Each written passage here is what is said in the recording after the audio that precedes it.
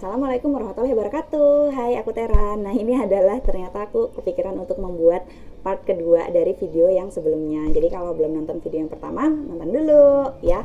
Jadi di video yang kali ini aku mau ngasih beberapa tips and trick dalam merawat kaktus, dalam memelihara kaktus. Jadi yang pertama memang kalau misal kaktus ini harus disiram juga, terus juga di video sebelumnya kan harus dijemur, terus juga ada repotting. Nah, penyiramannya ingat ya, jangan sampai tergenang. Oke? Nah, terus misalnya nih ada sedikit tips and trick gimana sih biar cepat berbunga, biar cepat misalnya nanti anakannya banyak. Itu yang pertama adalah dengan cara dia tuh bisa dibikin stres tanamannya. Jadi dari stres air itu dibikin kering, itu bisa juga sebagai salah satu cara untuk memperbanyak, mempercepat pembungaannya.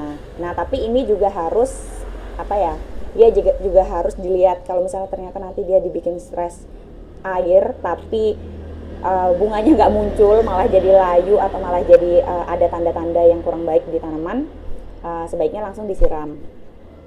Terus juga bisa dia dibikin stres suhu, jadi kayak stres lingkungan, kayak pagi kalau misalnya siang terlalu panas tapi malam terlalu dingin. Nah, kayak gitu juga bisa mempercepat pembungaan. Kan bagus ya kalau nanti bunganya banyak gitu. Tapi tetap sih ini selera, kalau misalnya nggak mau kaktusnya berbunga kayak gini aja, lebih suka, ya udah deh, nggak perlu. Terus yang terakhir juga bisa dengan cara ditambahkan zat pengatur tumbuh. Nah, oh ya, terus juga kalau misalnya nih kadang ada pertanyaan kenapa si kaktus ini tumbuhnya kecil atau tumbuhnya tuh dia kalau ini kan kayak belenduk gitu kan, apa sih kayak bulat. Nah, tapi ada juga kaktus yang dia nanti tuh tumbuhnya tuh lurus. Nah, padahal kaktus centong itu kenapa dinamakan kaktus centong? Karena dia bentuknya kayak centong. Jadi itu bisa salah satunya adalah faktor dari si bibitnya yang awal. Jadi bibitnya itu terlalu muda. Jadi dirasa itu tuh sebenarnya belum cukup untuk bisa dijadikan anakan. Walaupun sebenarnya bibit yang masih muda, yang masih kecil itu bisa sih dijadikan anakan, dijadikan perbanyakan. Tapi memang ada dampak-dampak lainnya.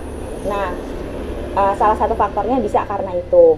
Jadi bibitnya ya, yang makanya emang harus dipilih bibit yang nggak terlalu tua tapi nggak terlalu muda juga.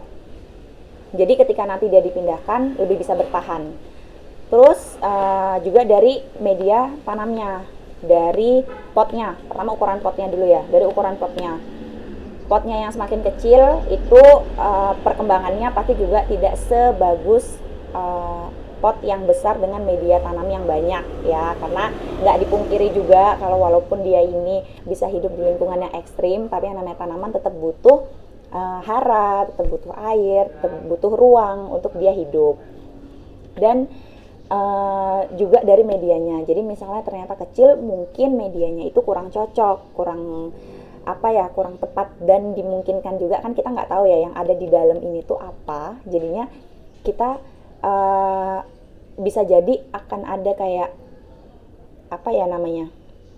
bibit-bibit bakteri atau jamur yang ternyata itu malah menghambat pertumbuhan dari si kaktus. Jadi memang harus diganti media yang lebih steril kayak gitu. Dan kalau misalnya emang pakai kayak kompos, pupuk organik yang kayak gitu harus dengan yang udah matang ya, jadi jangan yang masih setengah matang, apalagi yang masih basah.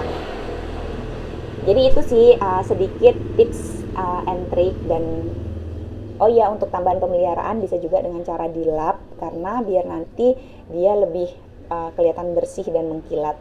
Jadi semoga bermanfaat. Sampai ketemu di video selanjutnya. Wassalamualaikum warahmatullahi wabarakatuh.